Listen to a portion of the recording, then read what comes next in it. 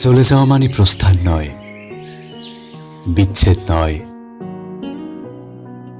চলে যাওয়া মানে নয় বন্ধন ছিন্ন করা আদ্র রজনী।